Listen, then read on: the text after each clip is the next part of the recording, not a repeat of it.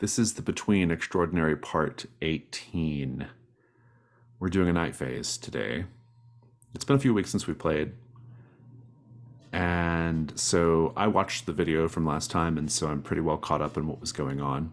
I will just give you all the sort of brief version of that, which is Lady Florence has employed Sir Stuart to throw a grand party at the Wolf King's manor, where a couple of you have been staying as sort of erstwhile tenants, um, and and so there's this party being thrown. You're hoping to attract the attention of various threats, in particular the Coven, but who knows? Maybe some others might show up as well.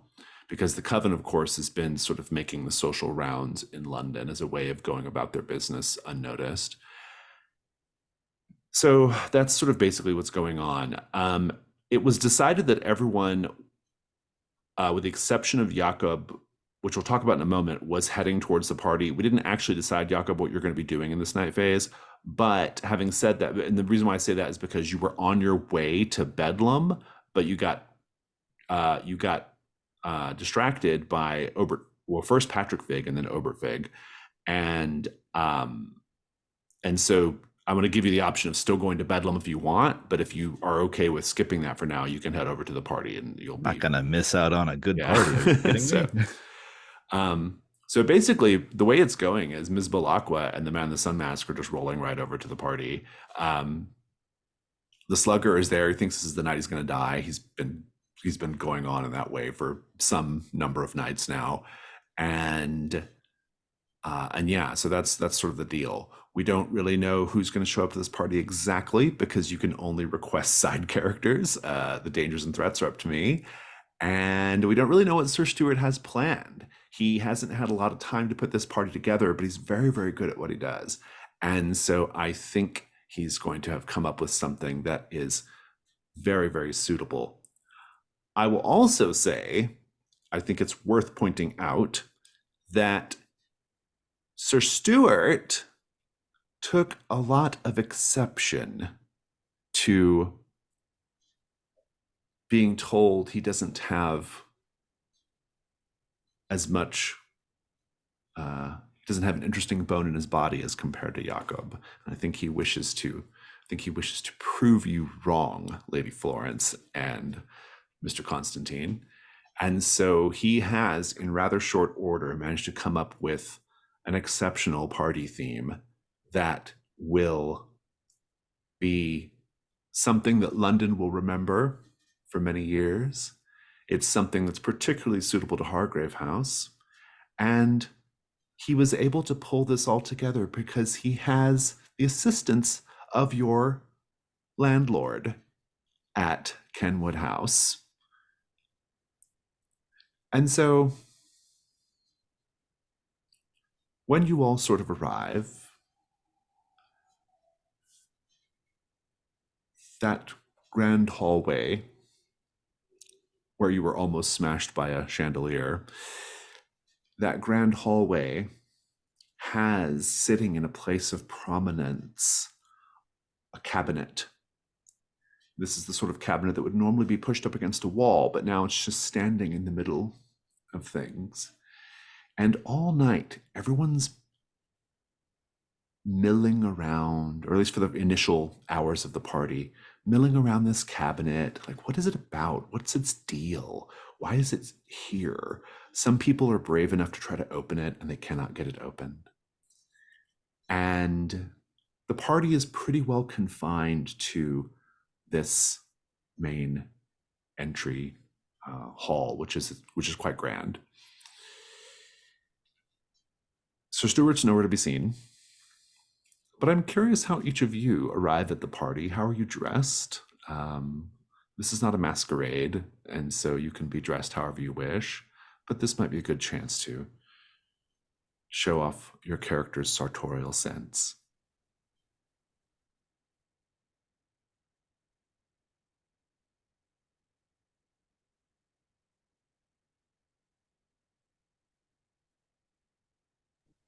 Well, Victoria would be wearing precisely what she did to the opera house. And even though it was a matinee, she was dressed for, evening opera. So it's all of the traditional Victorian garb. It's got a lot of drapery and bustle, and it's a dark burgundy with little edges of silver on every ruffle and puff, and you can kind of see some embroidery, silver embroidery going into the fabric as well.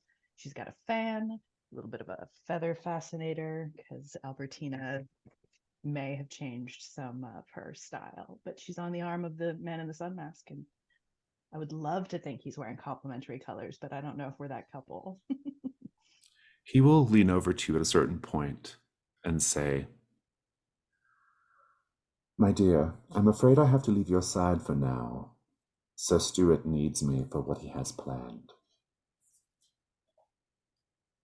Well, if you're going to be mysterious about it, not even a hint? I'm afraid not. And he actually makes his way down a corridor. Now, there are several corridors and stairways that go off of this main hall, and Sir Stuart has put sentries at them so that everyone is contained to this main hall. But the man in the sun mask is allowed to pass and go down one of these corridors. And still, we have this strange cabinet in the middle of the room. Lady Florence, how are you dressed? Um, I think it's just kind of like a classic Victorian gown, but with some embellishments and colors that are symbolic for Lady Florence. The dress itself is kind of like a deep, dark ocean blue with some white trim that's sewed in to obviously look like the ocean. And meanwhile, like a sort of like there's a sort of almost like a military jacket cut to the top of it, and probably a jacket over the dress that is kind of made out of this rust colored leather, in fact. Um, yeah, so most people are reading it as being like very British and oh, it's the red, white, and blue, it's the flag, that type of thing, when it's sort of like symbolizing this like Mars and Atlantis type of thing to her. Jakob or Mr. Constantine? I think Dom is dressed fairly similarly to how he normally does, but he's not wearing his normal beaten and battered duster. He is wearing a nicer jacket. It's a little too large for him. Probably a last minute purchase, but he's wearing it. He's done his hair a little nicer. He looks like he's put a bit of effort in, which is something. Did the slugger put any effort in? I think Dom may have urged him to put a little effort in. Maybe he has sleeves. Very good, very good. What about you, Mr. Walsh? Let me just back up a little bit to explain how I got here. As I was sort of recovering from this confrontation with Obert, about to head to Bedlam, a carriage pulls up. Two young women are within. They explain that they've been sent by Lady Florence to bring me to a party. And so I, kind of dutifully climb aboard on the delightful carriage ride. They're charming, asking all these questions. They seem to know a lot about Miss Belacqua. And when I arrive at the party, I'm, kind of passing in, there's a mirror. And I kind of look over and I realize that my pince-nez glasses just like they don't work anymore. Like I can't really focus. And so I can like take them off, look at myself in the mirror, and I realized that the very mundane clothes that I had on earlier are a little bit changed, and my cravat is a kind of a brilliant rusty orange that was not what I was wearing when I left the house this morning. And I see Miss Block, and I say, Miss Blockwood, I met some friends of yours. They brought me along, and then there's nobody behind me. They've disappeared. Very good, very good. The early minutes and hour or so of the party are, there's this mysterious cabinet. Sir Stuart's nowhere to be seen. Sentries are placed in key positions so that people can't move around the house freely. It is nighttime. The moon is very high and bright in the sky. This is a noteworthy detail of interest, I'm sure, to Mr. Constantine.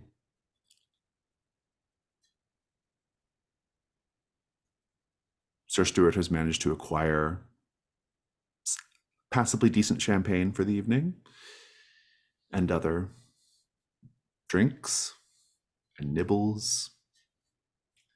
You see a fine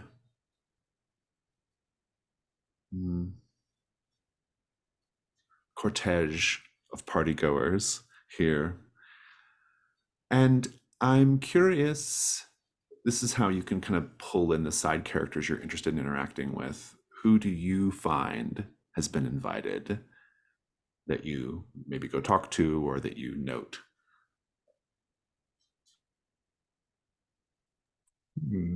Some I may have to nix, FYI. I will tell you if I have to nix them for reasons. Right. I can't remember if this was this campaign or a different campaign, but is our friend the detective inspector still about? No, he got tossed out of the Resplendent, if I'm not mistaken, or out of. I thought we think he rescued was him in- there. Oh, Pettigrew. We're talking about Pettigrew, right? Pettigrew, yes. I think he's dead. I'm pretty sure he's dead. All right. I think Jasad then- vaporized him. Yeah. I think. Yeah, I'm fairly certain he's dead. Well, yeah, I don't think he's around. Okay. Let's say there was that fellow that we met during the multicolored men who the investigative reporter. Oh yeah, he can be Whose around. Yeah, Name I can't. I'll pull it up. That is called Monochromatic Men of Three Mills Island. It was Randy Newcastle. Oh, Randy Newcastle. That's right. Okay, good. Yeah, you see him. This is the kind of place he would be, right? This party that like very quickly became the talk of the town. He's here. He's here in such haste. He didn't even have time to like put on a tuxedo or anything. He's just like still wearing his street clothes, doing his best to try to fit in. I think he's managed to he pulled a flower out of a planter on the way in and has, attached it to his lapel but yeah, absolutely. Who else wants Does to point out? Victoria see Greco, the second-sided boy, No, lingering in a corner? no. I had a feeling. I've got a couple mechanical / narrative. You sense he's here. Sorry, go ahead, Lady Florence. So I have invited Lady Winifred, and I have also invited Lady Cressida Bachelor House. Oh yes, yes. So Lady Winifred, I'm friends with both of them, obviously, and somewhat rivals. Lady Winifred, I am arranging that she keeps Scotland Yard away from whatever happens at the party. Yeah. So this is a true Oh, yeah. man / woman's land as far as the law is concerned, and I'm a little suspicious of what is going on here and its links to ancient lore and antiquity. So I'm probably keeping Lady Cressida pretty close at hand here as well. For just narrative elegance, I have also, as somewhat of a rib to Shori, the ditch slugger, I have invited the children that I almost murdered with a snake, and they are in little suits and dresses. They look perfectly adorable, and are scampering about the party. I'm sorry, I was distracted. Who were those again? The children that I was trying to give the box snake to. Okay, good. um, very interesting. Ms. Balakwa, you do sense the presence of Greco, but you don't see him. My skin began to crawl and I started to look into the corners. And I have wary sensations of all sorts of magical beings in this house tonight. Yeah, indeed. Jakob, do you see anybody of note? Well, would Jasad himself be here, or is that Jazad is not here. No, he all can right. be. He's. I mean, I might make him be there at some point, but he's not. What about his presently. emissary Sven the Gilfolk, looking much like a fish out of water? Oh, I like that. Yeah, he can be there. Jasad spying. Yeah. He stands out, right? Big, tall, Nordic fishman, towering over everyone. Fantastic, fantastic. Ms. Balakwa, any other side character you wish to name? I'm having a real hard time trying to remember side characters that are still alive. So I mean, there might be somebody relevant to the active threats that might be, but maybe not though, because these threats are kind of like they're not those kind of threats, really, are they? They don't really have like tons of side characters, kind of like, or not the sorts of side characters that are spilling out over the edges, especially Wolf King and Coven. out of curiosity, did Sally No Face leave the basement? Oh, that could be fun. I think she's technically a side character now, so Mm-hmm. it'd be fun for her to show up, I think. Very intriguing. The party is really... Oh, sorry, go ahead. Has anyone taken over the Chimera since Flags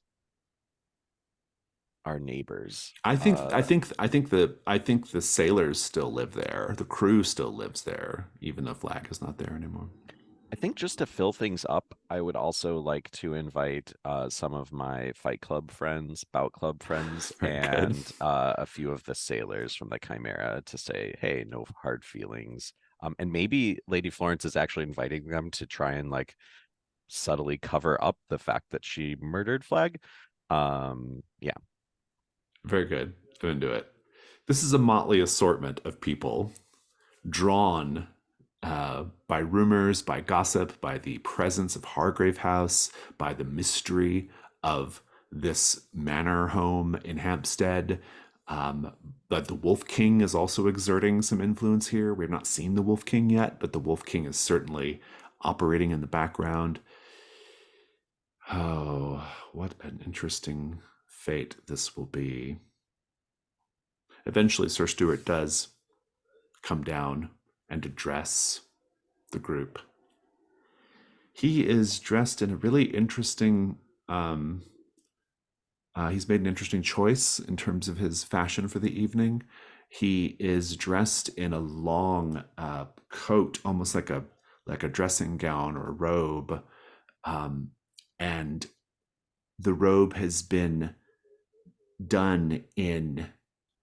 It's basically like kind of harlequin diamonds, but multicolored harlequin diamonds, jewel tone harlequin pattern. And he says, "Thank you all for coming on such short notice. Hargrave House has put me to quite a task to throw the most fantastic party anyone will experience this year in London, and to do it all in under 24 hours. But because I am very good at what I do, some might even say I am one of the most capable and vivacious people in the entire city, I've managed to do it. I also have a little bit of help from the owner of this previously somewhat dour home. You will see here," and a circle forms around the cabinet, "a tall box of some mystery, and indeed of great import. And he takes a little key and undoes a little wooden panel. Does not open up directly into the cabinet, but it opens up a little gap space behind this wooden panel where there is a round mandala-like piece of wood, which has little notches in it. 6 notches, in fact. He says, there are 6 rooms in this party, each themed after a jewel.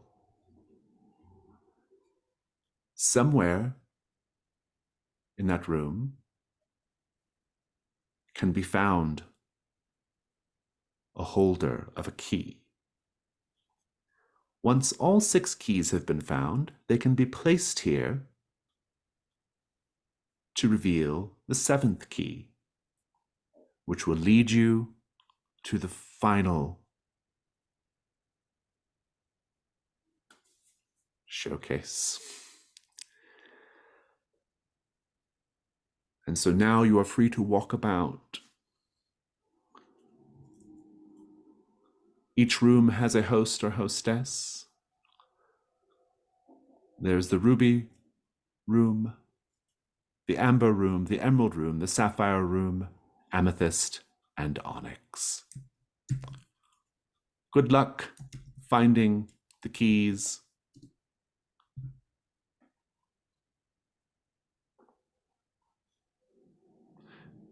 And above all, make sure you remember to have fun. And he raises his glass in toast, and everyone raises their glasses. And the sentries placed at each of the corridors and stairs, they leave their positions. Indeed, they go and grab food and drink of their own. And if you poke around the house a little bit, you will see indeed that the doors to each of the 6 jewel chambers have been covered with a heavy brocade fabric in that color. So there's a ruby red brocade, amber, emerald, sapphire, amethyst, and black silk for the onyx door. Everyone's milling about. There's a little bit of nervousness about going into the different rooms. Sir Stuart comes to find you, Lady Florence. And he says, well, what do you think of this? Oh, it's splendid. I love a game at a party. Yes, yes. I was inspired by a fantastic little book I read recently. What book would that be? Oh, I shan't tell you. I don't want you to start spreading rumors that I consider myself a literary person. So, where shall you get started, Lady Florence? I always have been a fan of the ruby. Oh, I've heard that the host of the Ruby Room, well, I should say hosts of the Ruby Room, have some very, very interesting activities planned for whoever should join their little party.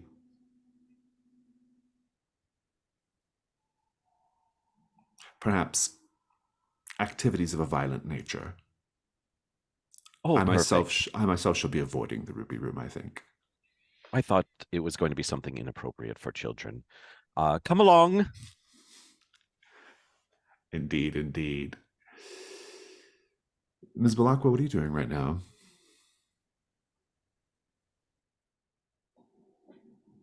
I think that I would like to perform a ritual Oh. to identify like what would happen next if I say went into the amber room, or to maybe see predictively where Don't you have would be that? the next Don't you have the? target.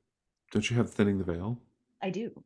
Because you could just do that before you walk into a room, right? That's kind of what I'm after. Yeah. I think standing in front of the amber door, I might just pull a card and see what's what. You pull the sun. Imagine that. um, I do whatever the Victorian equivalent of a flirty knock is. And I enter. Indeed. Indeed. Mr. Constantine, what about you? I think after spending a bit of time very strongly considering just trying to bust the cabinet open, he'll kind of sigh extravagantly and just head off toward the onyx room. Ah, indeed. Jakob? Ben, do you mind if I tag along with you? Oh no, please. All right. As you're looking at the cabinet and giving your sigh, I kind of look and I'm like, I know what you're thinking. And in a pinch, I could hammer of Gontos that open, I'm pretty sure. You could pardon? Oh, it's a thing I do. You remember the kitchen floor in Hargrave House, how it first opened? Yes. That was me. Yeah. So Well, we'll keep that in our back pocket for now, shall sometimes we? I can break things.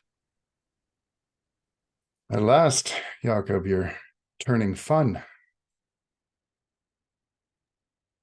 I appreciate your patience. I may have been a pill for some time there, but I'm feeling more and more myself each day. I think I could grow to like this new self. Let's go. All right, to the onyx room. Fantastic. Let's take 5.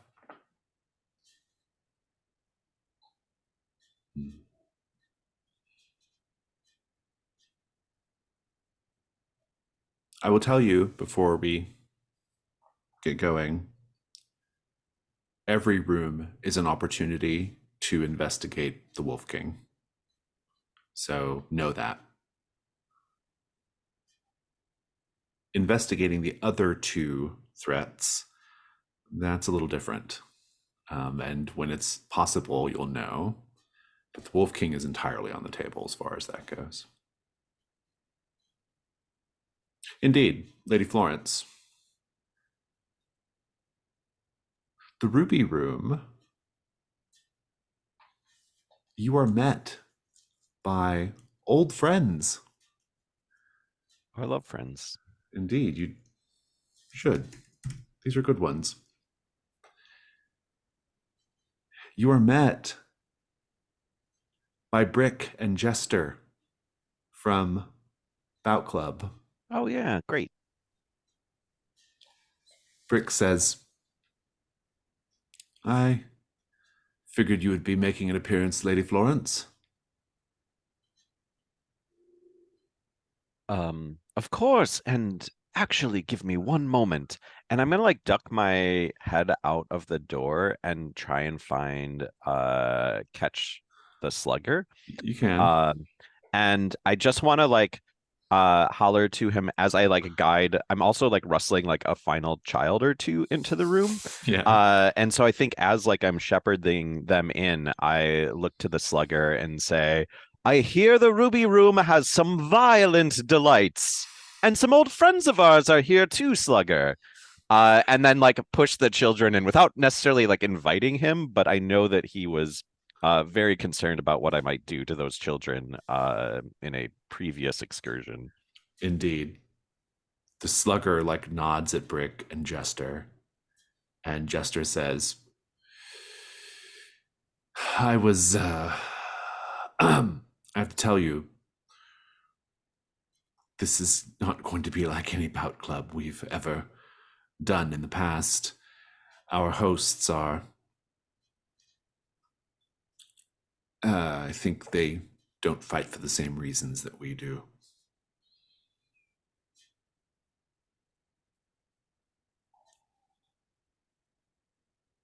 What reasons do they fight for? And I think at this point, you still haven't really gone in. You're kind of like in a little antechamber. Okay. It's been made with 3 panels of red silk that sort of funnel you into the room, right? Beautiful.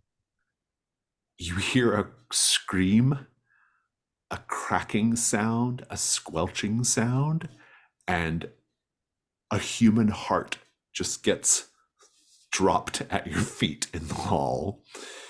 Jester and Brick, they like leave. They like are out of there. The kids scream and run. And the slugger says, well, here we go, Lady Florence. Let's start that tally. We do have a outline bet, don't we? He says, it looks like we shall have a chance to fulfill that wager after all. And he stomps deep into this red silk corridor into the main room. All of the furniture has been pushed to the walls. All of the lamps have been draped with red fabric, casting everything in this ruby glow in the ruby room. And you see your hosts. They are men and women. You might recognize them from a few nights ago. Very fearsome looking. They're like half dressed. And there's one party goer, I guess, who is like laying down on the ground, quite dead, quite torn open. I would like the night move just for you to keep going here.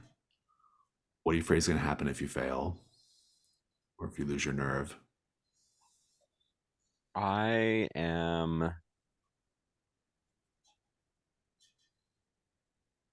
afraid that both the slugger and I will succumb to this fate, and we won't be able to resolve this bet.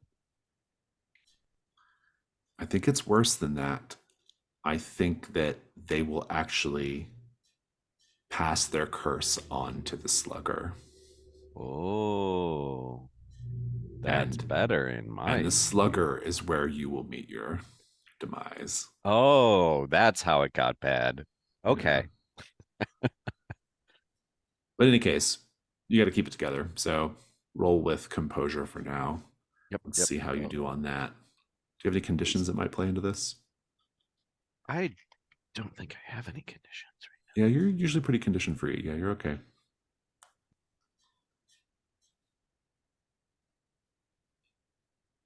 Wow. That's a double 6 on the table plus Wow. 3 of composure. So Lady Florence is into this. I'll give you your bonus. Your bonus is you get to call out and fight the person of your choice. Ooh. We'll come back to this scene.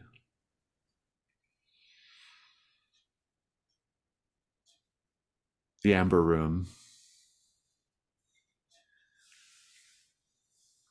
already has a few people in it.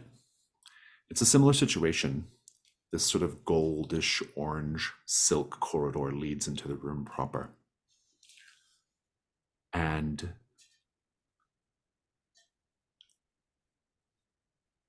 everyone is, as they move through, an attendant is handing everyone a mask, a solar system, heavenly bodies, planets, stars kind of mask. What kind of mask did you end up with, Ms. Balakwa? It's a similar design to the one the man in the sun mask gave me when we walked invisibly through the abbey. So it's kind of like half a moon mask, just the crescent shape, and you can see just a little bit of her face in the waning negative space. Indeed. Let's paint the scene, everyone. As Ms. Balakwa enters into the room, how has it been decorated to look like the cosmos?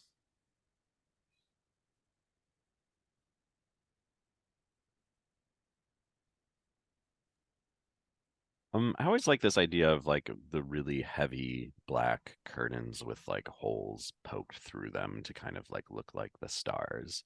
And maybe there's even something rigged up that makes the curtains kind of move so the stars kind of like shift and it makes everything kind of feel a little disorienting and big. The floor is a black marble peppered with little bits of white, so it looks like your feet are floating across space. There's a little bit of mist in the room, probably from a wood stove in the corner that's catching all the light and making it look like you're walking through stars. In several corners of the room and then kind of arranged are these glass orbs around lanterns. So you can actually see these large lit globes that are arranged in such a way that they might be planetary bodies and the people can walk around them. You see the man in the sun mask greeting everyone as they kind of enter the space. What do you do?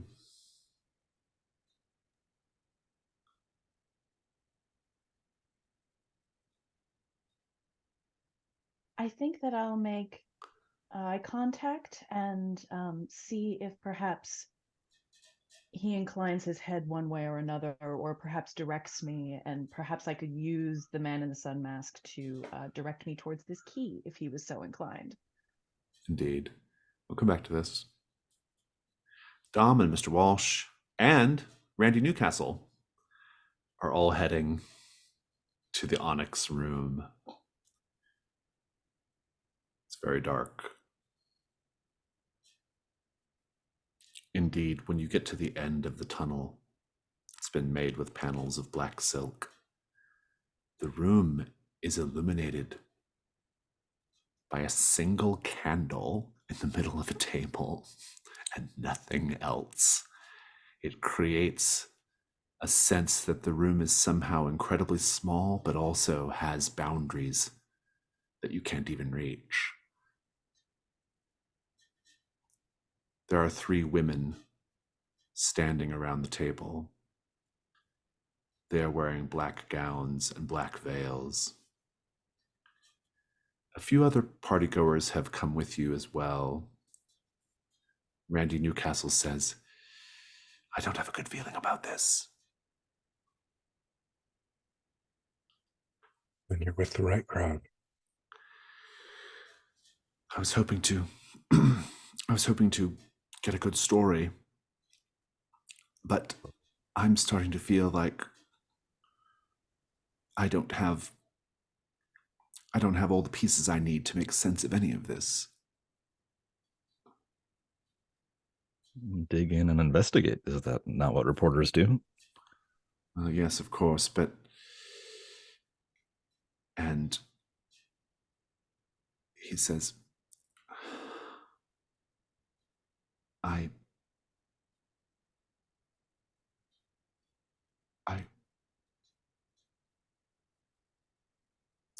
and he kind of touches his lips. My mouth, my wicked mouth speaks lies. My wicked mouth destroys people, cleaves in two relationships, institutions, people. My wicked mouth is a tool of terror. And you see fine threads bursting through his lips and knitting themselves between his lips. His mouth is sewn quite shut. His eyes widen in terror. I'm not worried about you so much, Mr. Constantine, but Mr. Walsh, I would like for you to make the night move. What do you afraid is going to happen if you lose your nerve right now? Ooh, goodness. I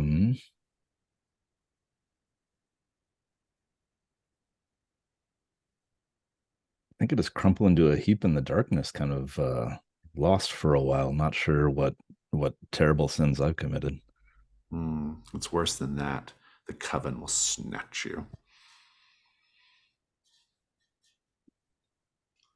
Roll with sensitivity. What is that? 7. You're still concussed as well. You're recently concussed. I'll take a 7 though. Take marked by the coven as a condition, but you otherwise keep it together.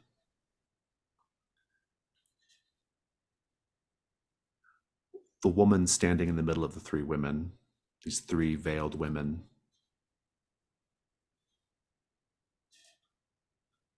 she says, "My name is Agatha.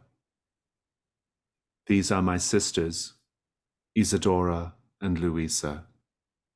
We are the Fellowship of Dreamers. We welcome you to our parlor. Enter.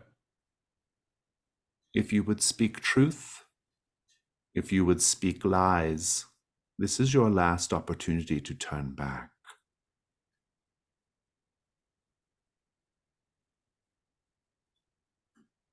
I'm interested in truth, such as which one of you is holding the key and whose arm do I have to cut off to get it? Oh, but the night is so young, Mr. Constantine. Start with the Surely. fingers, then.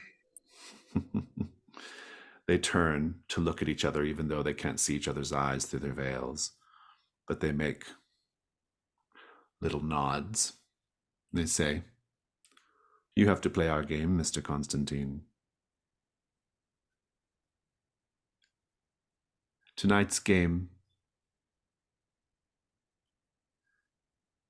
is an old one. Truth or dare."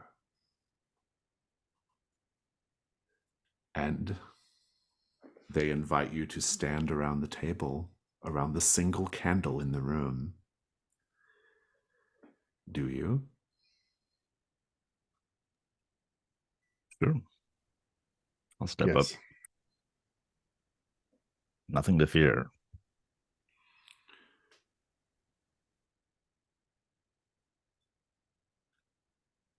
Newcastle also stands up.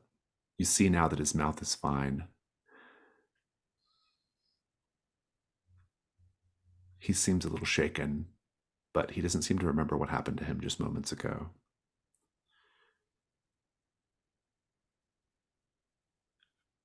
Agatha raises her hand. "We'll start with you, Mr. Walsh. Truth or dare?" Oh, dare. I like a good challenge. And we'll come back to this. Lady Florence. These are the Wolf King's people. They are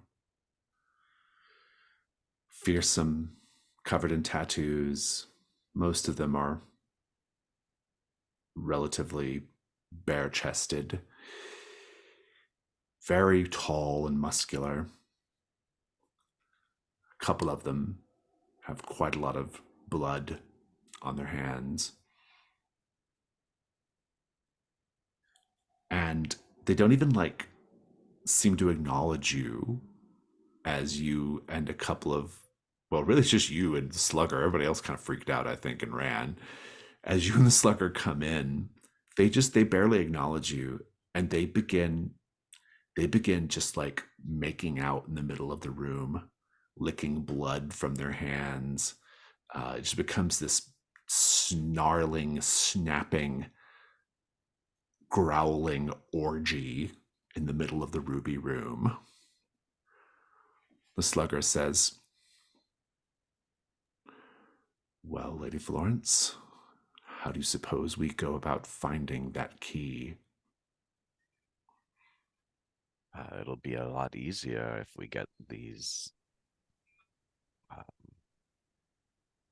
inhabitants out of the way. Is this a when in Rome situation? This is more of a vandals situation, Slugger. He says, "Never mind." And he steps up to the crowd of people. And I think one of the smaller men, stands up and kind of fixes the Slugger in the eyes. and they're just staring at each other. What are you doing, Lady Florence? I think I'm circling the pack, almost like a wolf myself, and just eyeing each and every one of them and how they're behaving and how they are reacting to each other. I'm very I guess obsessed with the wager, with the slugger. So I am just trying to pick out my like hierarchy of how I am going to pick these off and get a higher kill count than my companion. Do the information move with vitality.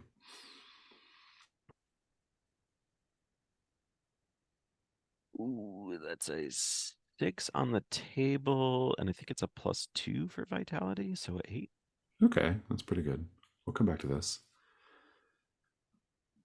Ms. Balakwa.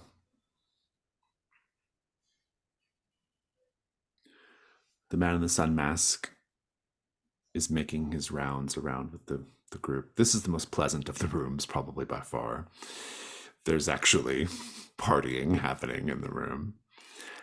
And everyone seems very delighted, and everyone's like, oh, I can't wait to see what the other rooms hold, as they're there in this one, right? And the man in the sun mask eventually makes his way to you, and he says, well, what do you think, Miss Balakwa? You look right at home in the center of it. Indeed, indeed. There is this matter of the key. Yes, I was hoping that you wouldn't mind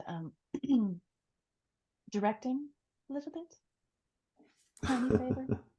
Yes, I suppose.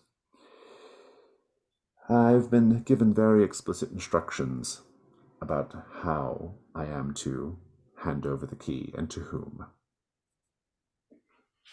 Oh. What are these instructions? I am to give the key to whoever can gaze upon me directly.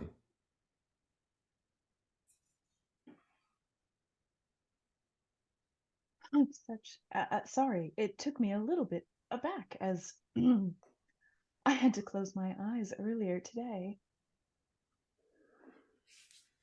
Well, if you want this key, I'm afraid you are going to have to stare directly into the sun, my dear.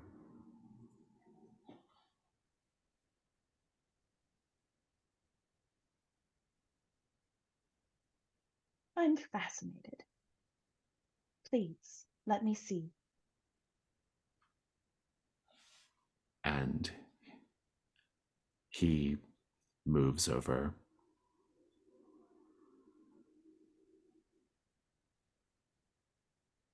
He makes an announcement. He explains to everyone to get the key, they have merely to lift the mask from his face, to stare directly into the sun.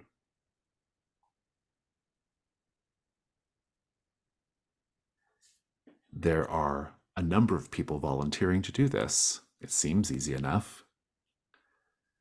But you and he both know they won't survive. What do you do when you realize that there are others trying to get ahead of you in line? Do you just let them?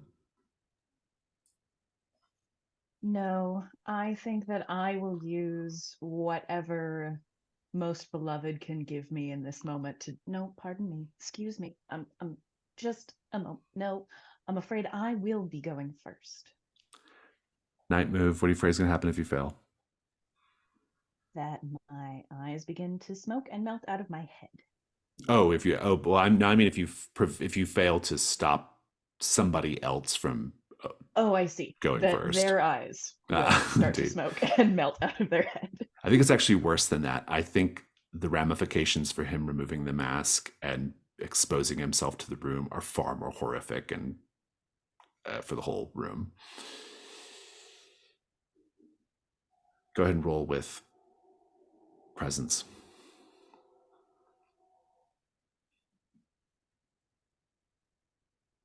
There's a 10 on the table. Nice. The dice are kind today. I don't recall any of my stats. Presence is a +2. That's a 12. Very good.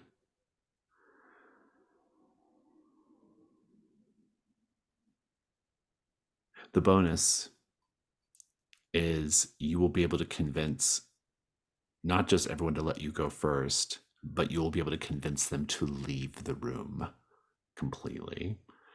Think about what that looks like, and we'll come back to the scene. Probably the most heroic thing you've done in ages, Ms. Belacqua.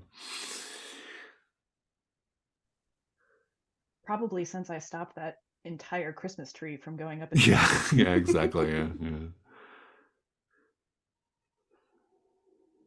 Dare, they say.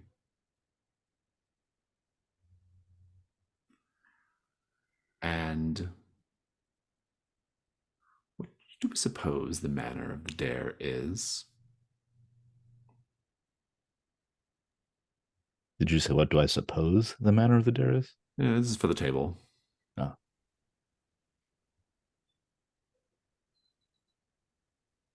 If it's for Mr. Walsh in particular, I would love for that dare to be somehow Martian themed, that they know that he can split his limbs in such a way, and it's a challenge in that regard. Mm-hmm. Yeah, that's pretty good. Yeah. What's that game where you do the knife over the fingers?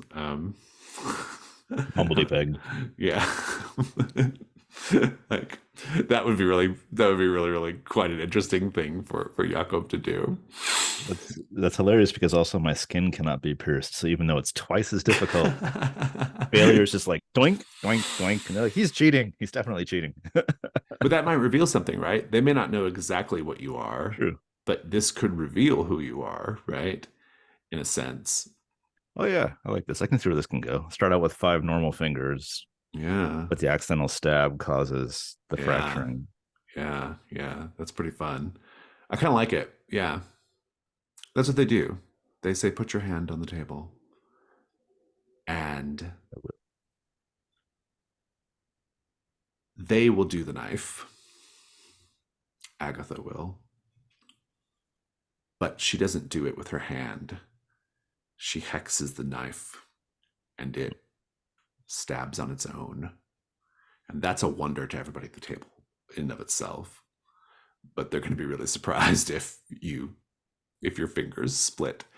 And so what are you hoping doesn't happen in this scene? What are you trying to prevent?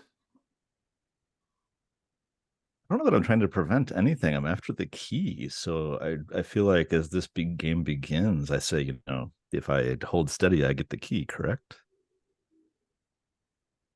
Everyone must be given an opportunity to play the game, Mr. Walsh. I look over at Mr. Constantine, like, this playing with knives is second nature for you, yes? You'll be fine.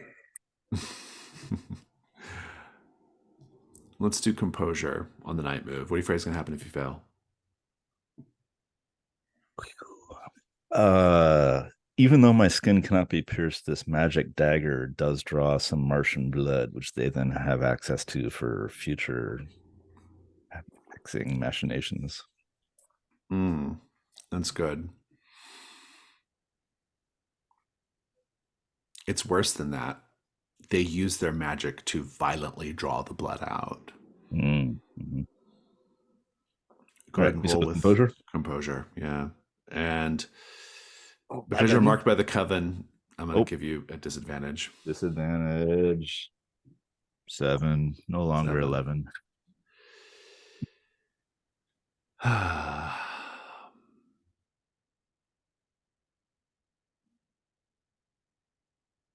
I think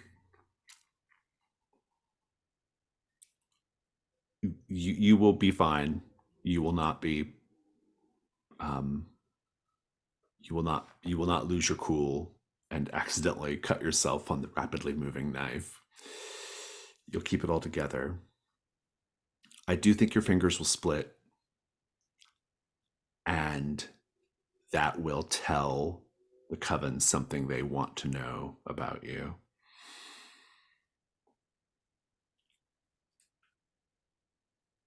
But give me the scene. What does it look like?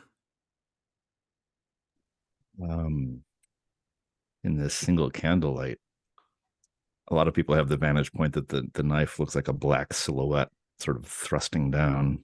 Mm-hmm. And of course that noise, that thump, thump, thump, thump, thump, and it picks up in the speed.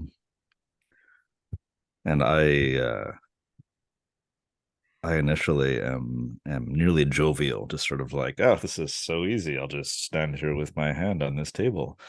But then at a certain point, the magical knife, like I feel like a little nick that I shouldn't feel, and then another one that's a little more like it just shouldn't be able to do that. It should be bouncing off of me. From my recent encounters with Sally No Face, I know that sharp objects just don't harm me right now. And then I kind of have a bit of the sweats and a little bit of a panicky moment, and my fingers go thump, thump, thump, and just like start popping apart, revealing their duplicates. And I sort of nervously try to explain it away as like, oh, a trick of the light, just a parlor game, everyone, nothing to see here. This is it's amazing magic work these performers do for our entertainment. Yes, for our entertainment, and try to like cajole the coven into playing along with me. It's not gonna work. I think not.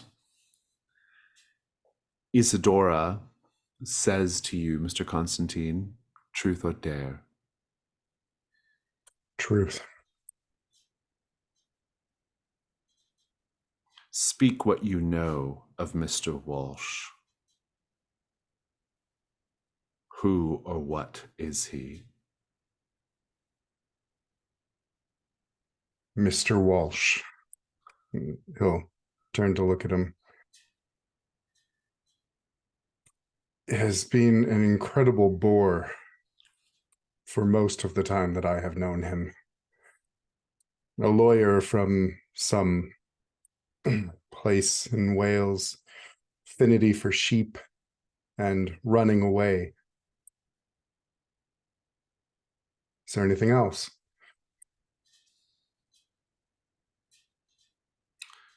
You speak the truth. And they continue. Disappointed, perhaps. You don't know for sure because you can't see their faces. They go to the next person, and we'll come back to this scene in a moment. Lady Florence, where did we leave you? I was You're getting a clue. Yeah, everybody in this pile. Yeah, let's take a look here.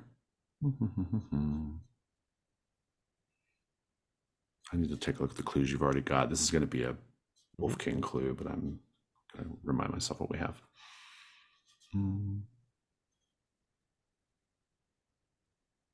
Priest. Oh, yeah.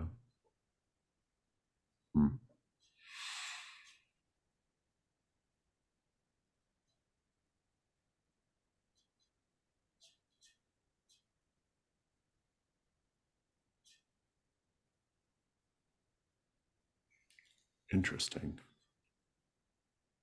Each of the participants in this blood-fueled orgy is wearing a ring. Weirdly, a silver ring. An element that's popularly thought to be anathema to creatures like this. But they're wearing a silver ring that has a sigil stamped on it. That's your clue.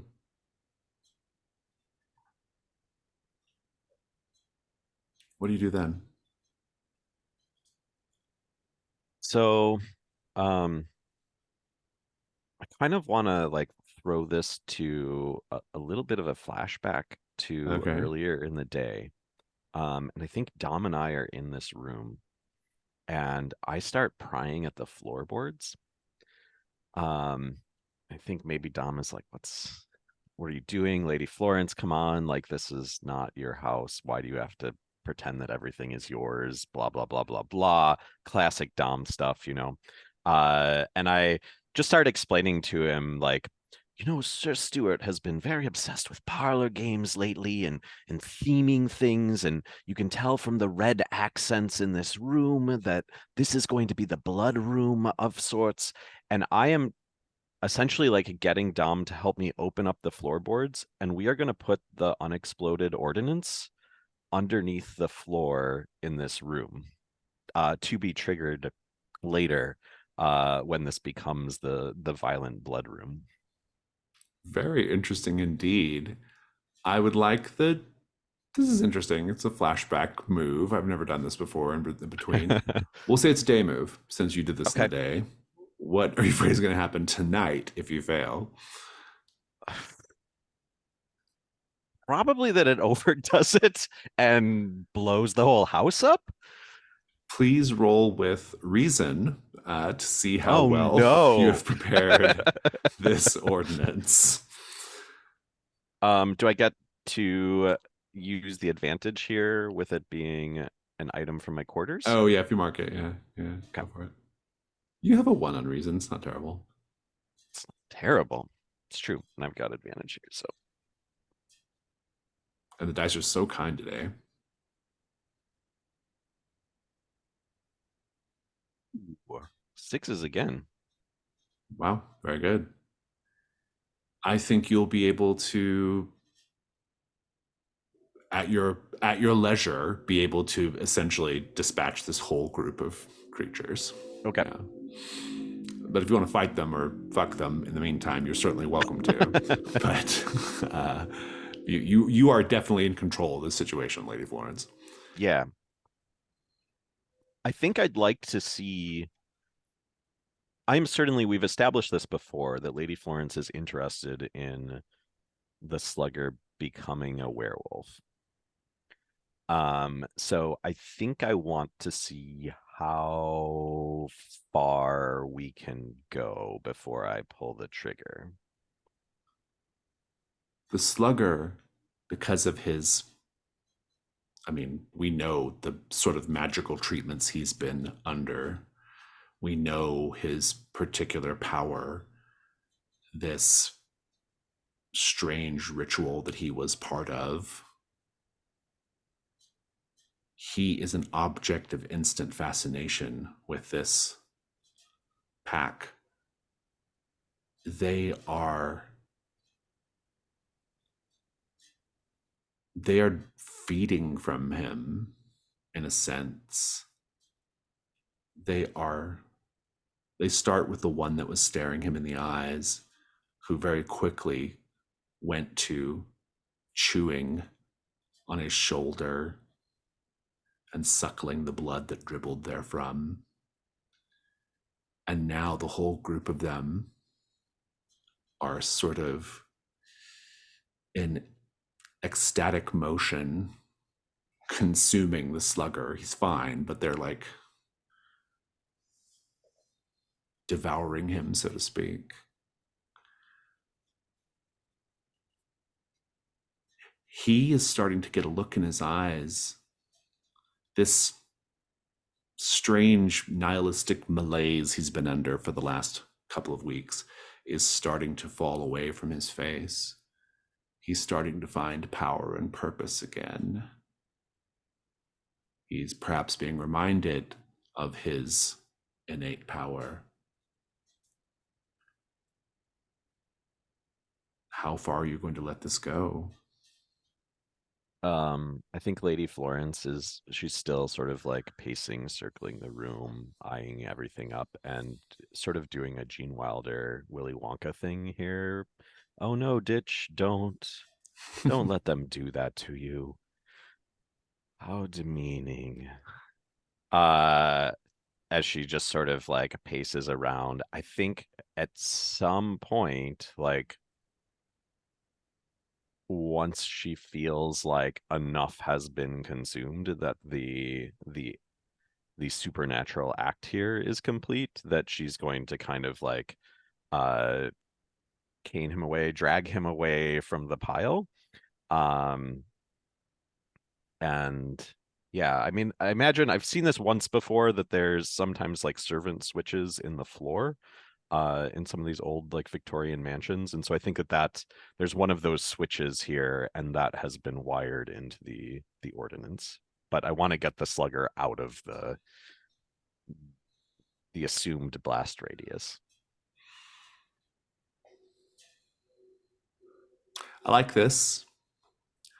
I think that in the middle of this sort of strange quasi-cannibalistic orgy that's happening in the center of the ruby room, they're all super into him and focused on him and his body. He's just staring out at you, and you see him raise his hand up. He has a large ruby in his hand. It's the key. He's got it. But you have put him in a particular danger. And so I want one more night move to safely extract the slugger. And otherwise, you can dispatch the werewolves as you wish. So, what are you afraid is going to happen if you fail? That he will be turned to their side, and he has control over this key that is essential to the game of this party. So it will be lost effectively. Hmm. Hmm. And I think you might accidentally trigger the ordinance. Mm-hmm. Mm-hmm. Roll with composure.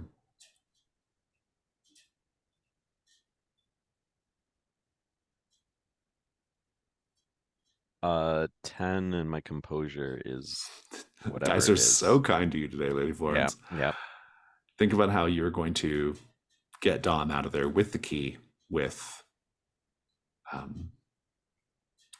and destroying them as you wish. We'll come back to this though. Ms. Balakwa.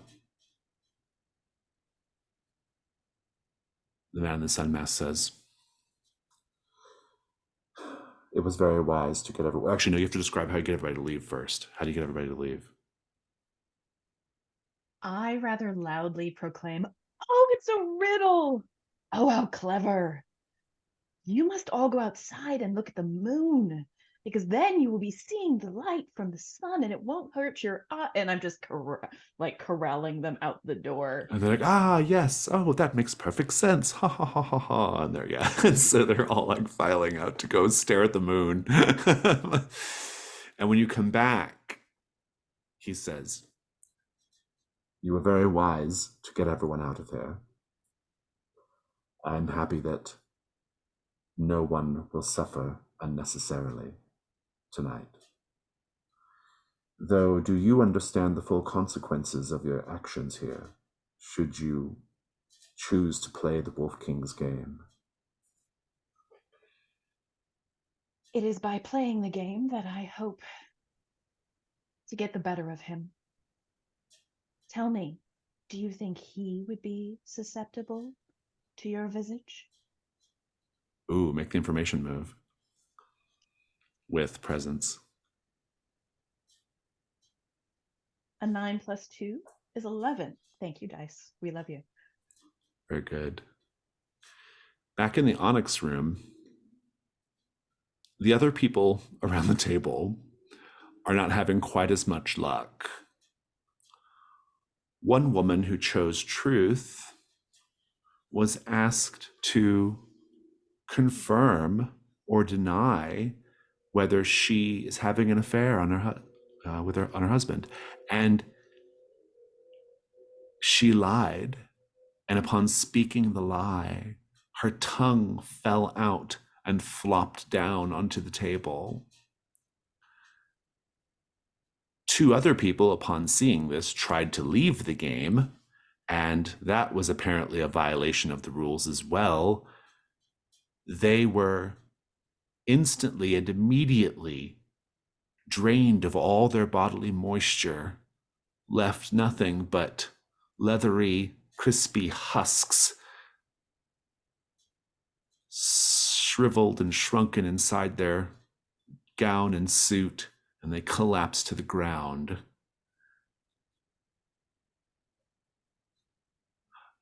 Yet another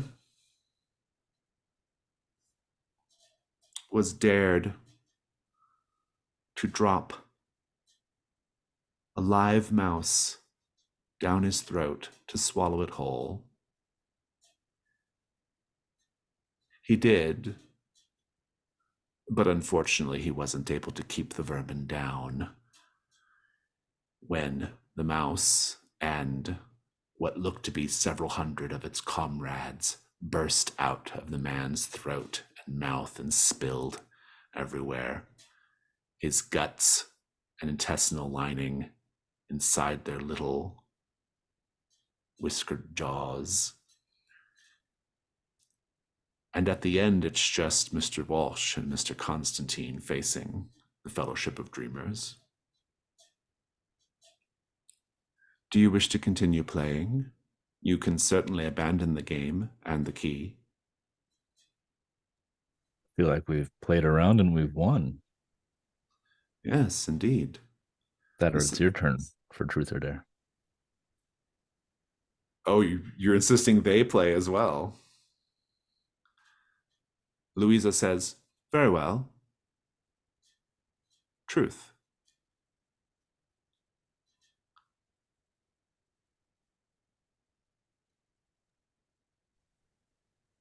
Ben, do you have any ideas? I've got one.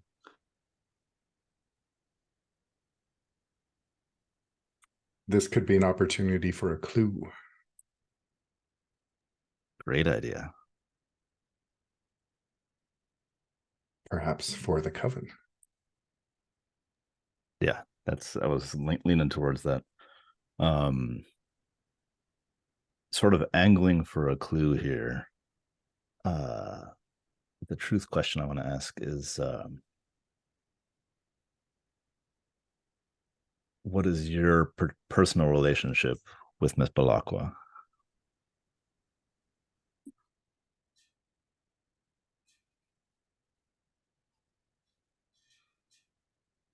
I will give you a clue.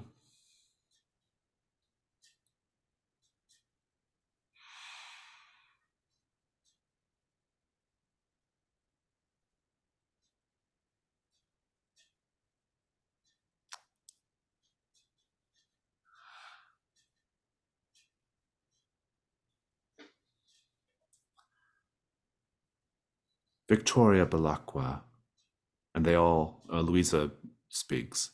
Victoria Balakwa is our niece.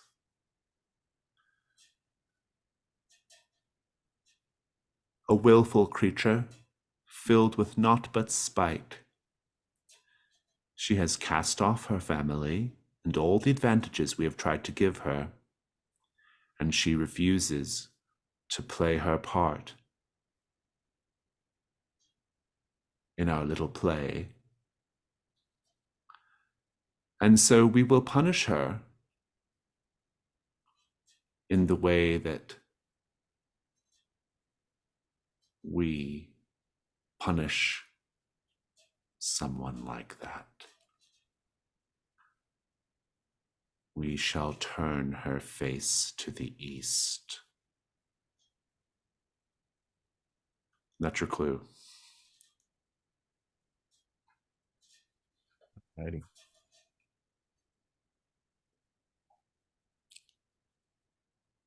Isadora says, I choose dare, Mr. Constantine.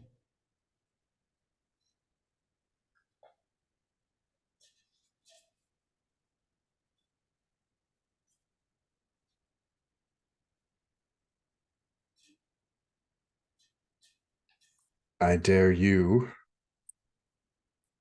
to open the cabinet in the front hall.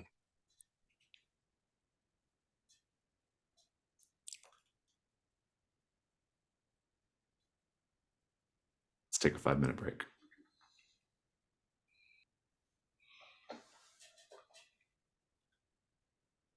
I refuse your dare and choose sanction.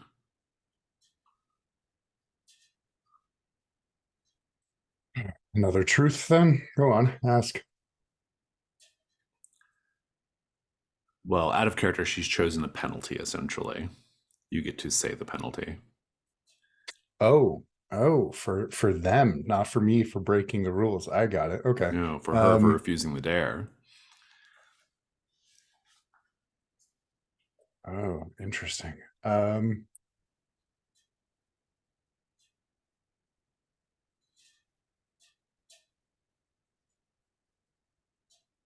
Why have you aligned yourselves with the Wolf King?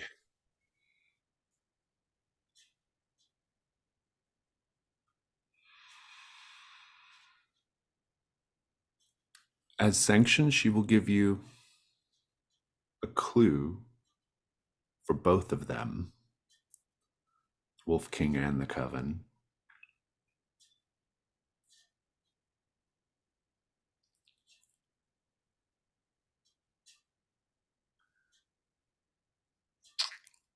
And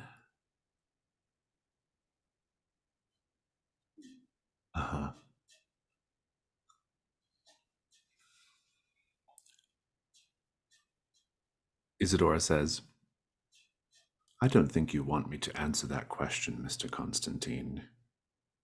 You may not like what you hear. For there is one beyond even this so-called Wolf King, beyond even the Venusian overlord.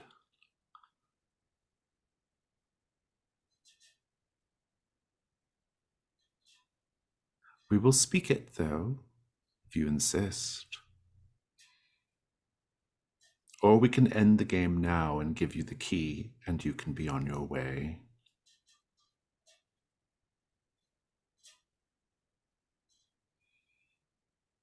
We will forfeit.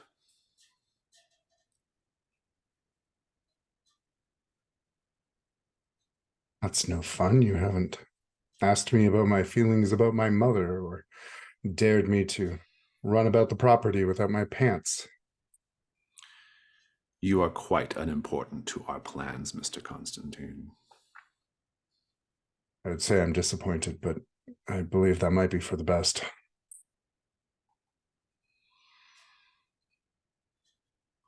Do you accept our concession, then? I accept. They hand over an onyx. Each of these jewels is a curio, much like my background. And they press it into your hand. Congratulations. Enjoy the rest of the party. And they recede out of the dim halo of candlelight into the shadows.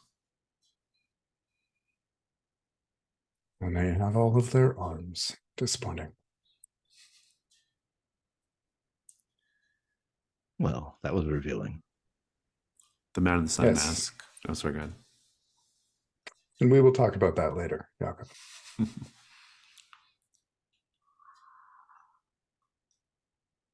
The Man in the Sun mask.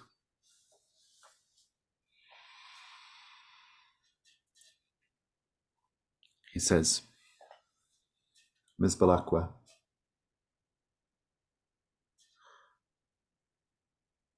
I do not wish for you to become a victim in the Wolf King's game.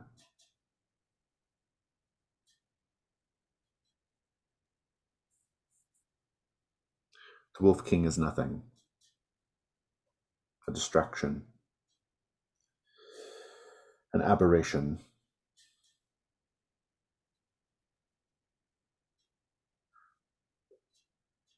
He is unworthy of you. And so, I ask you now,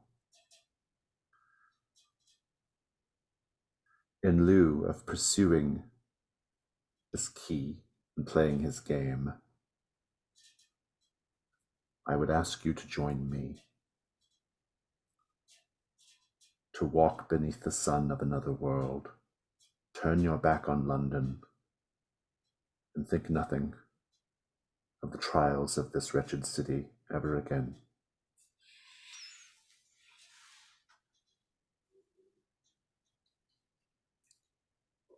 I think that she blushes slightly. You can see it just on the cheek that is revealed by the mask. And she'll look down and up again at his eyes, the only thing that she can see, and say,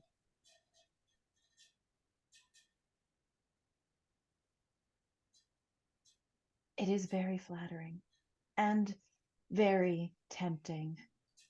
I've had glimpses of other worlds that I truly wish to explore.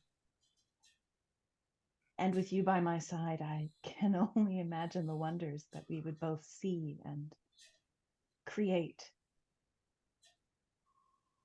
But I cannot leave London afflicted with my family and do nothing about it.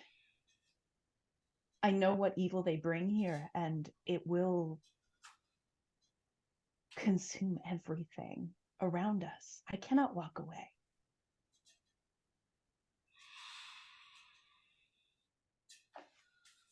Very well. Remove my mask and look upon the fullness of me.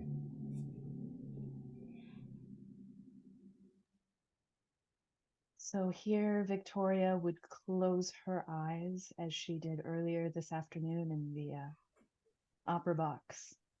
And as she lifts his mask and opens them again, you see her eyes have gone dark, flecked with stars.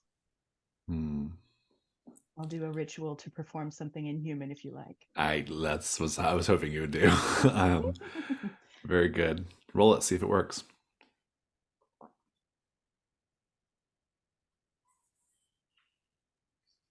Let's say sensitivity. I think so. Okay, well, it was a 5 on the dice, but a +3 does make it an 8. You have to choose a complication in addition to the effect, unless you choose to put on the jazz mask. I think that Ironically. I will choose I know. Yeah. I think I will choose a complication. Let me look at my table. And then I did roll an 11 for the information move to see if the light of his face would affect the Wolf King. Right, indeed. Yeah, I'll Okay, give you a good. clue as well. Yeah. Let me pick my complication then.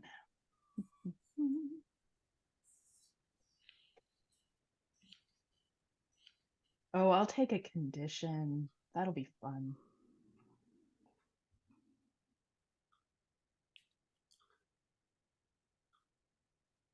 I'm going to give you a condition called the light of the sun. And I think it's kind of a problem because it's a bad problem, in fact, depending on your point of view, because it keeps the shadowy entities away from you. And that's a problem for how you do business. Oh, that's interesting. I take it. I do. Let's see where this goes. Very good. You're in control of the scene here. What happens? At the end, he will give you the key. I think that when she opens her eyes, I'd be curious as to what, if anything, she can see, or if it is like that light spot burnt into the retinas. You decide. Okay. I think that he produces the light of a sun, and it is exactly like staring directly into the sun for a moment until she can the darkness kind of folds over her eyes and she sees kind of like a red glowing features of a man underneath the glow, and she stands up on her tiptoes and kisses him. And as she does so, the black sheds from her, and all of the darkness that usually kind of swirls around her just freezes and drops to the ground like, just like a heavy cloak.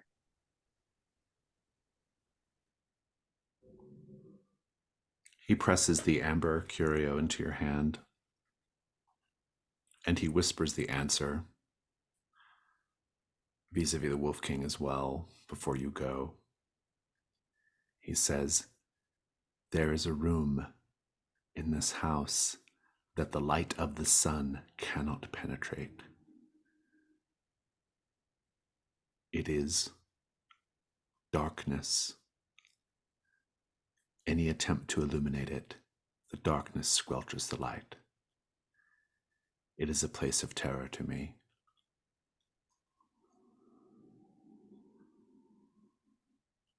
And then he puts his mask back on. Enjoy the rest of the party, Miss Balakwa.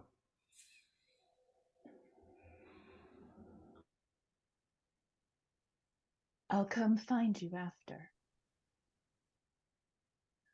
Lady Florence, that third key. Go ahead and give us the scene. Yeah. So when Lady Florence gets a run of successes, we tend to see how like terrible she is. And get those like, specks of villainy from her. And so I think that she is looking at the pile, she's looking at all of this, and as at some point as Dom's eyes, or sorry, not Dom, the slugger's eyes meet hers, she just stomps her cane twice on the floor, and says, "Slugger, heal." And I think that this is maybe indicating as well, like why the other hunters have such like underlying disdain for Lady Florence as well. The Shortage Slugger as werewolf holding this thing just obediently comes to her heel, and stands there, and she just says under her breath, "Good boy," and then taps with the cane the servant switch that explodes this mess of bodies apart. And as opposed to turning away, like would be the heroic thing to do in an action movie and having the flames in the background, she just stands there staring at it, and maybe you even see a little like a grin on her face. Before the explosion, Jakob, Dom, Victoria, you all are walking back to the central hallway. Jason, can you give Dom and I a moment in the Please do. transition of the doorway here? Go for it. So as we're walking out of the opal, or say onyx rather, out of the onyx passageway, if you will, I say to Dom, "A boar, am I? That might be fair, I suppose. Affinity for sheep, that's true. Badger Face, Welsh Mountain, Clune Forest, Cotswold. I grew up with all of them. But a boar, that cuts deep." I'd apologize, but I told no lies. That's true. And I'm glad we won the game. I have to ask a quick out of character question. Vulnerable moves cannot happen during the night phase, is that right? They can. Yeah. You just have to be doing your vice. Yeah. Can we do a little vulnerable thing here, Ben? Is that all right? Yeah. Is there a vice in play? The vice is letters from home. Okay. And I'm gonna also reference Dom's condition with the marked by the Shortage Slugger, I think, as well. So say I received another letter this morning from my parents. They keep going on and on about Becca, saying I should check in on her. She's in London and under some distress. But parties like this, you don't have these in Wales. This is entertainment that I've never seen.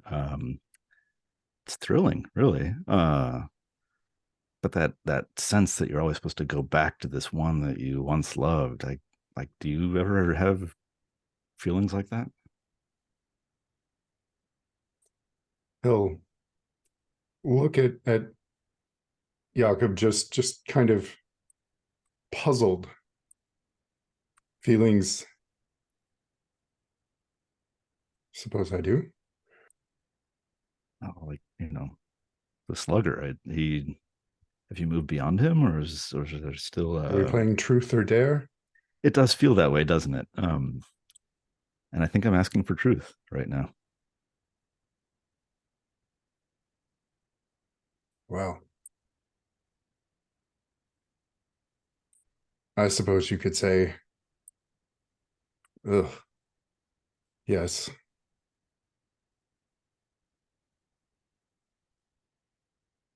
I'm a bit concerned that Lady Florence might see him in a different light than you. Well, if any harm comes to him, I will see Lady Florence in a different light. It will be very red.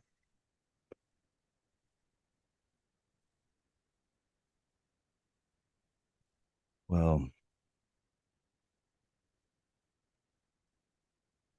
I don't know. This is all rather refreshing. I'm gonna like wave to some, presumably there's somebody passing by with a little tray of drinks and be like, is that one gin?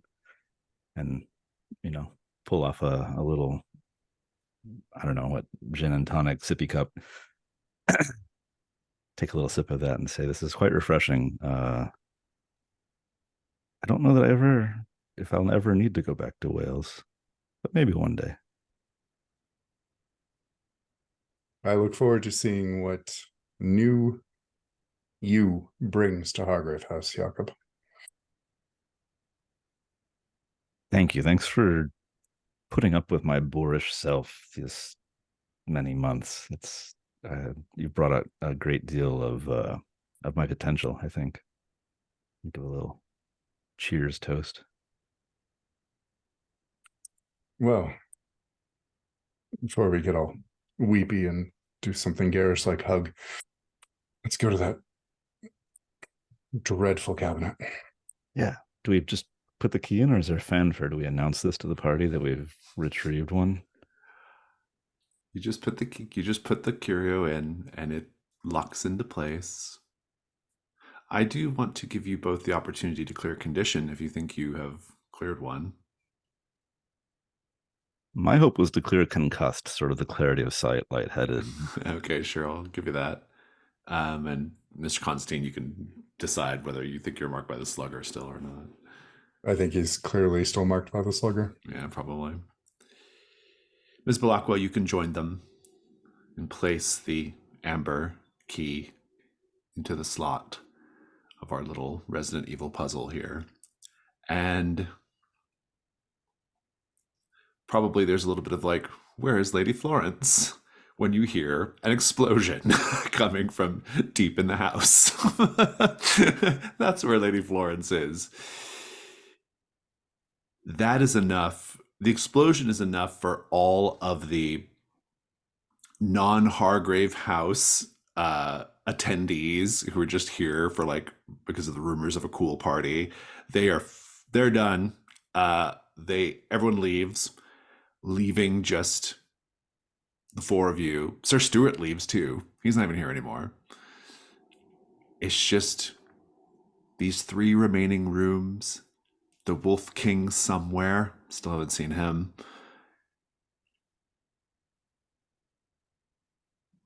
Once you all gather yourselves and collect yourselves and dust yourselves off, where do you go? There are 3 more rooms. It's just Hargrave House now. Lady Florence is going to grab Lady Cressida and make sure that she does not leave. That's fine. She's an explorer, so she'll find her courage. Yeah. And I think I am walking out of the Ruby room as I run into her, and I Mhm. say to her, we now have a wolf man in our possession. Don't worry, Lady Cressida. Everything will be fine. To the Sapphire Room with us. Lady Florence to the Sapphire Room. Where's everyone else going? Dom would like to meet up with the slugger if he's You can. ambulatory. Yeah. He looks really different. He looks more like his old self in a sense, but also there's definitely something off about him.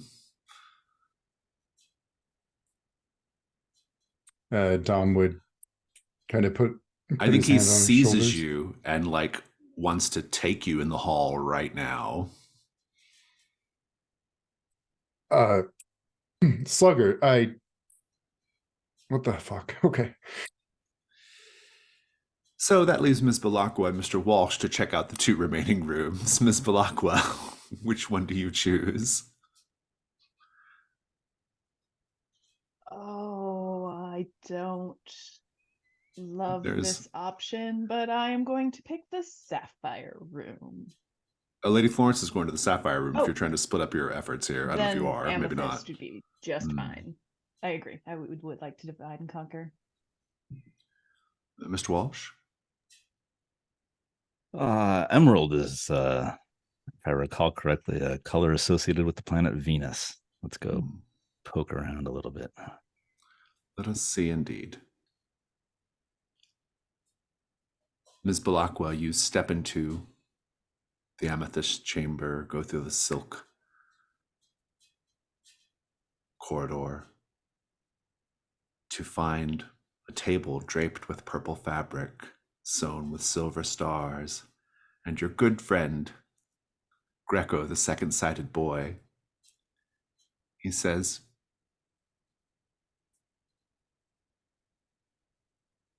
I knew you would be the one to come here, Miss Balakwa. Do you know how I knew? Cold reading and a little bit of luck on your part, I'm sure. My exquisitely trained sense of the future. A natural talent that I have managed to sharpen into a fine point. No help from dark entities needed. Or silly Well, as tools like tarot cards.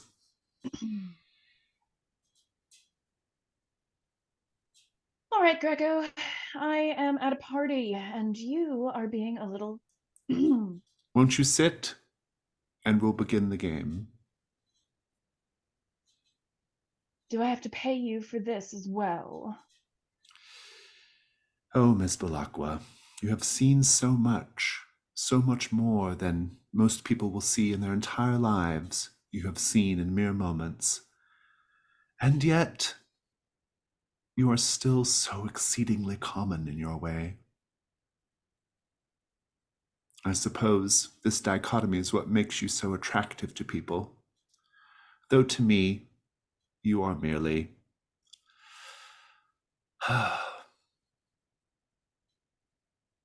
adequate in your talents.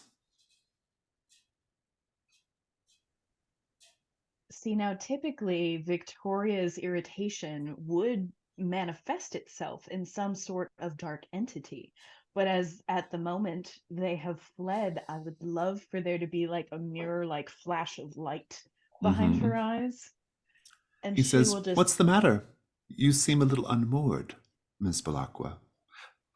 Rest assured, it is a rhetorical question. I know what the matter is. Second sight and all that.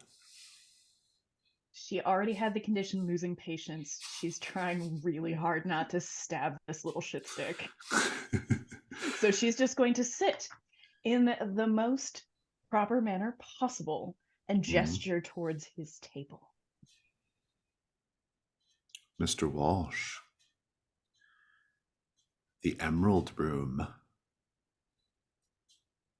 is very steamy, very warm. and dazzlingly emerald in color.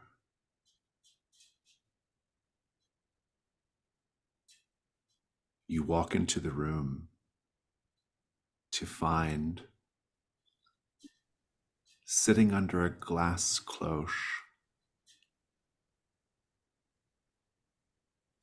a single emerald orchid.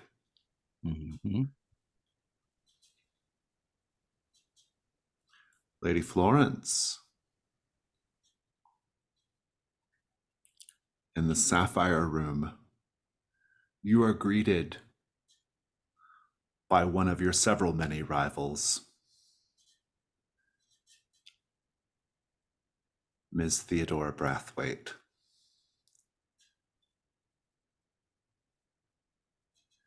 She turns. The only sapphire thing in the room is the giant sapphire on her throat. She says, "It's so good to see you again, Lady Florence." And you as well, although I assumed the explosion would have chased you off, as those types of things so often do. Mm. So, and she walks right up very, very close to you, within inches of you, and she says, "What are you going to do to get your hands on my key?" As she touches the sapphire on her neck. And I think we'll end the session right there. Ooh.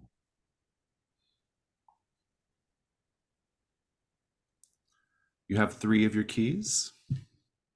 See if you can acquire the other 3 next week, and indeed, whatever is in the cabinet. Let's go to Stars and Wishes.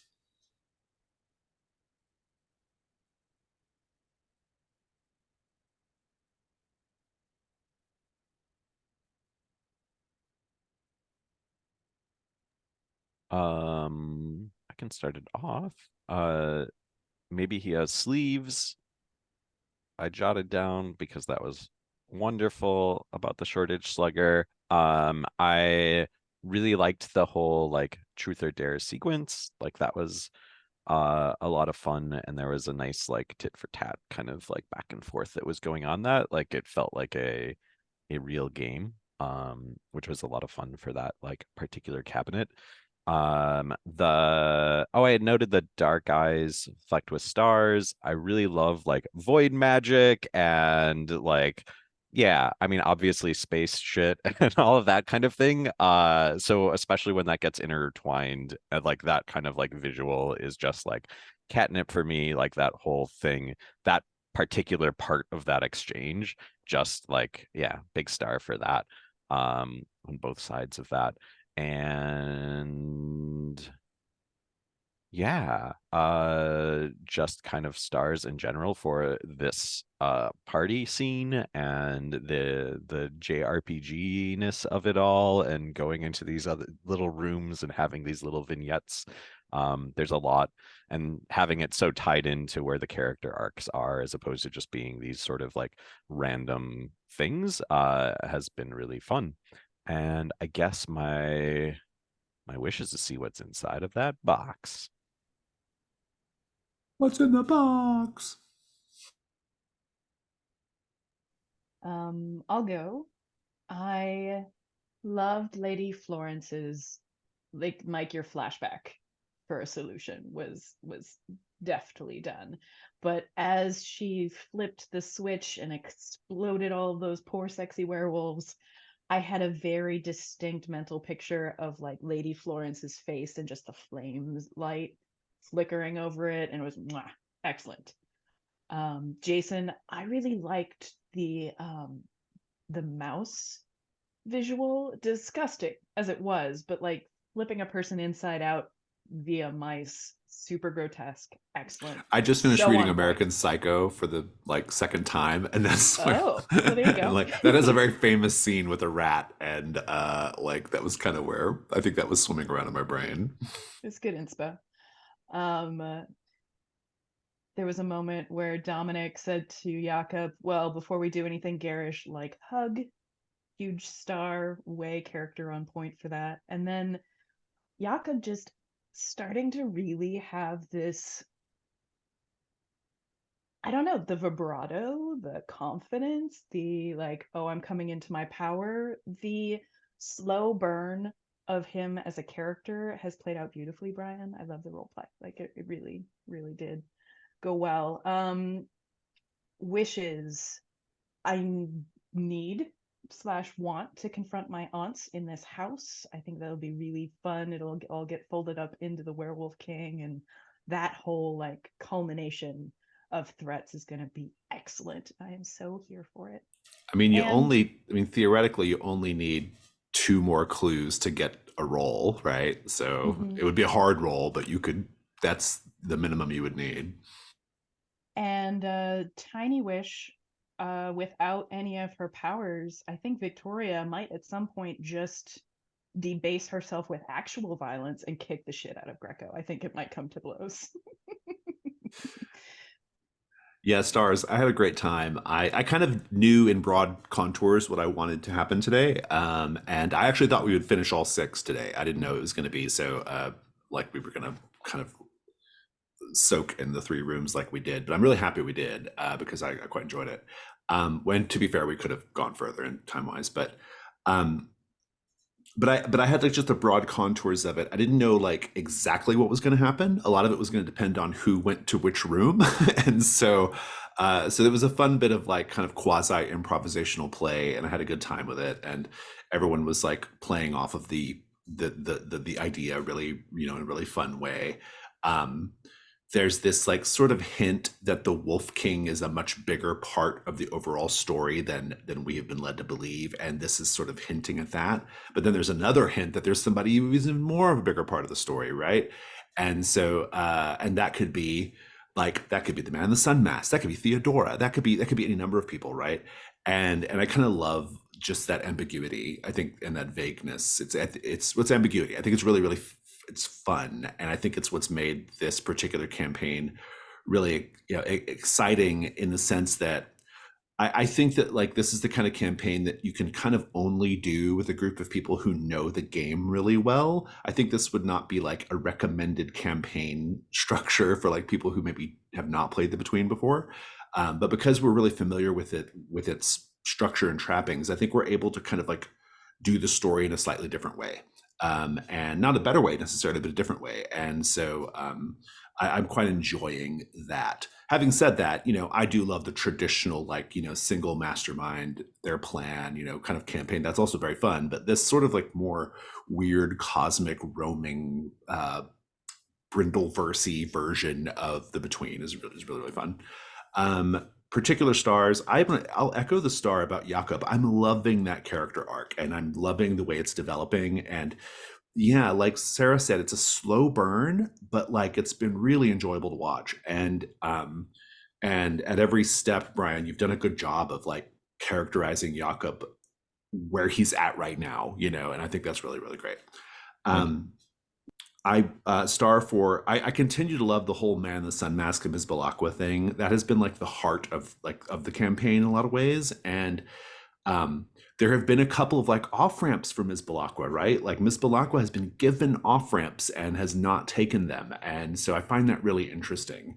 I'm sure there's like a practical reason there because like Sarah has to keep playing, but also there's like but I think there's a story reason there too, which is really intriguing. And like as much as Ms. Balakwa probably wouldn't mind taking one of these off ramps, there are like these other forces that are making it really difficult.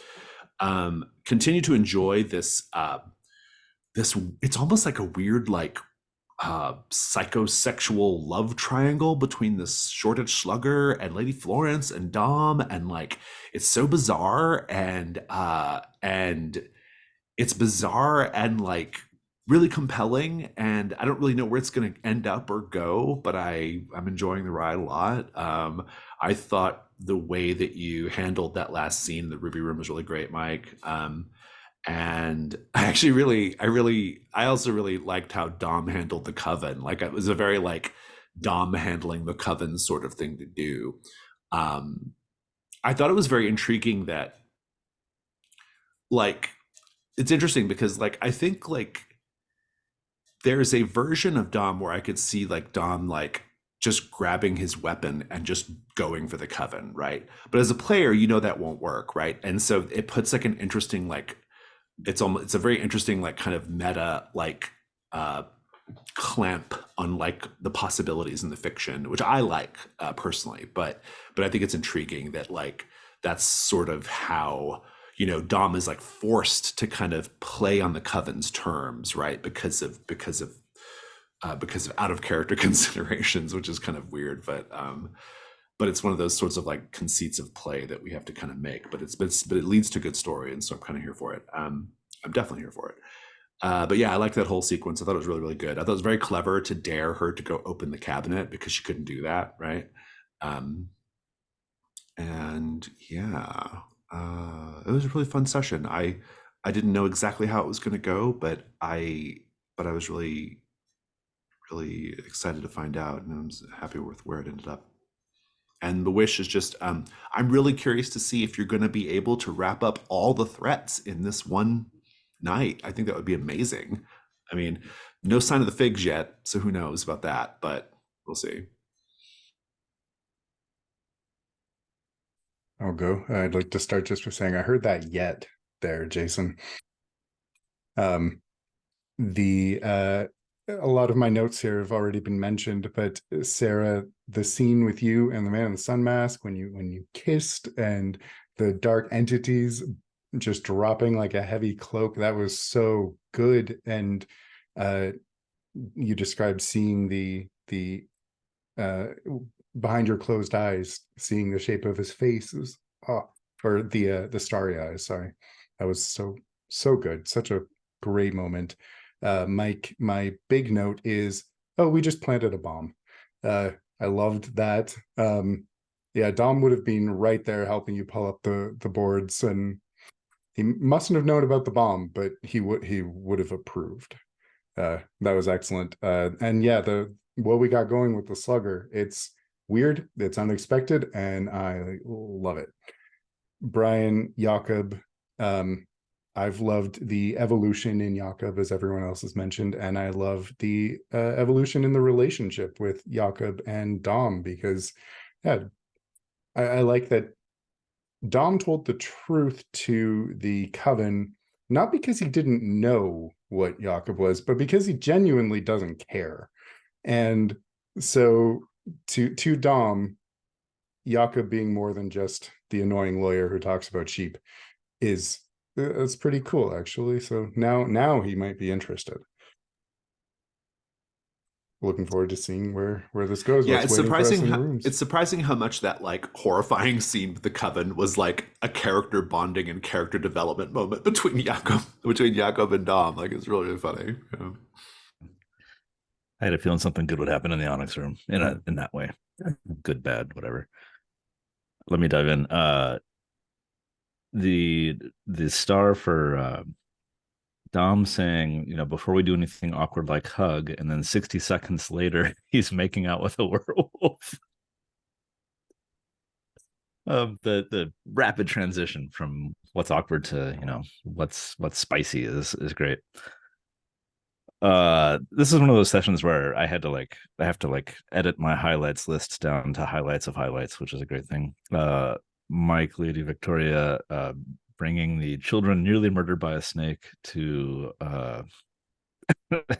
dressed up in gorgeous attire to a party, and then you commenting about, I was worried this room might have something inappropriate for children.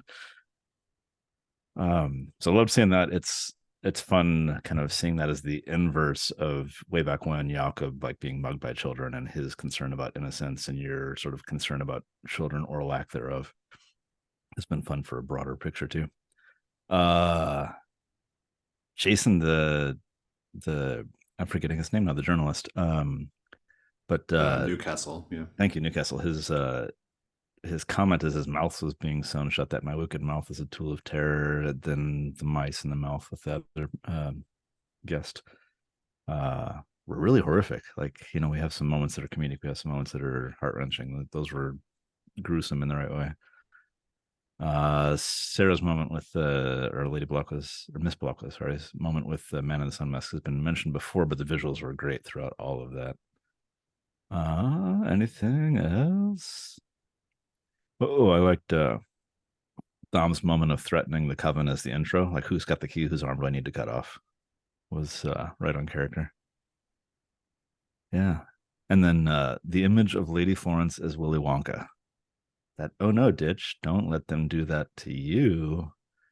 I've never thought of Lady Florence in the vein of Willy Wonka, but it's sort of solidified some character stuff for me. No, stop, come back. Right, exactly.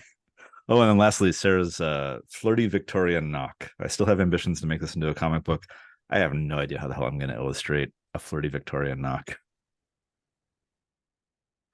Good stuff. Any other stars or wishes? Okay. Fantastic session. I'm going to wave goodbye to everybody watching the video. Goodbye.